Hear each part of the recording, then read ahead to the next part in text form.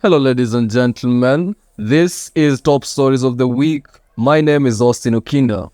And my name is Yulta Tina. Welcome to Let's Create Media. And these are the headlines. Budget 2023-2024, middle-income earners and media houses among losers in the budget 2023-2024. Incorruptible, says Deputy President Rigathi Gachagua on his path of coffee reforms. Theft syndicate, woman arrested in Nolongo for suspicion of child theft.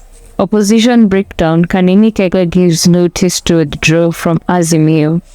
A nod from Parliament, Finance Bill 2023 given a green light for the third reading process. IEBC reform, Kalonzo speaks on it, saying selection is critical to the nation integration. Pace setter, red carpet welcome for Faith Kipyegon.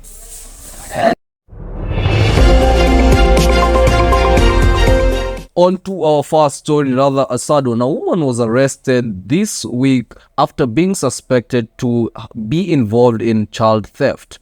The suspect, identified as Miriam Osonga, was arrested 3 months after a 2-year-old child was stolen, and the case was reported in Nolongo police station. However, the same woman said to the police that she was not working alone.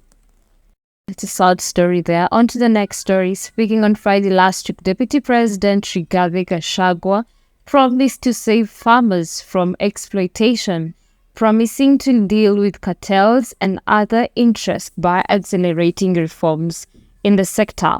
In the first National Coffee Reforms Conference in Meru Town, farmers, leaders, and participants identified cartels and middlemen as the biggest stumbling block towards better returns for farmers.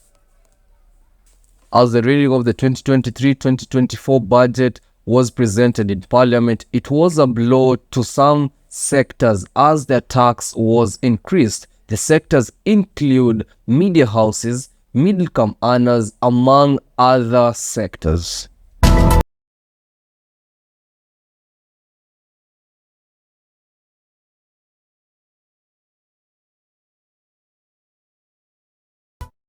Kalonzo speaks on IEBC reforms, saying that commissioning of IEBC officials ought to be done diligently to avoid dividing the country.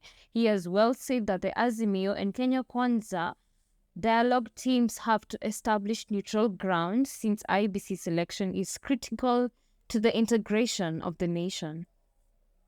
Deal with matters budget. Azimio MPs walked out as the Minister of Finance was presenting the bill. They claim that they cannot sanitize such a bill because it does not carry the interests of the Kenya and rather does carry the interests of the few who are leaders from the KK government. On the same hand, red carpet welcome was there. Faith Kipyegon. She is an athlete. An athlete. An athlete. Okay, she is an athlete running the 5,000 meters race for women, and she broke the record set by Letesen Bet Gibi of Ethiopia. She set her own record to 14 minutes, 5 seconds, and 2 microseconds. She was warmly welcomed by CS of Sports, Ababu Namwamba, and Johnson Sakaja, the governor of Nairobi. And she was welcomed to State House by the President and Deputy President Rigathi Gachagua, among other high-profile leaders. That is an interesting story. At least now our athletes can smile. But I suggest that all athletes be recognized because they all give an effort altogether.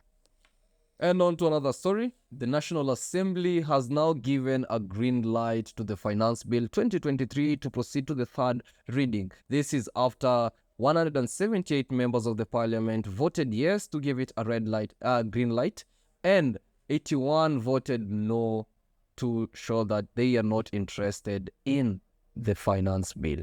And we will be delving into that when we talk about the budget and the finance bill, how it affects the common Mwananchi and how it also affects the middle class earner. Yeah. Be sure to join us next week, same time, for another edition of the top stories of the week. My name is Austin Okinda. And my name is Yul Taitina. Have a blessed week. Thank you.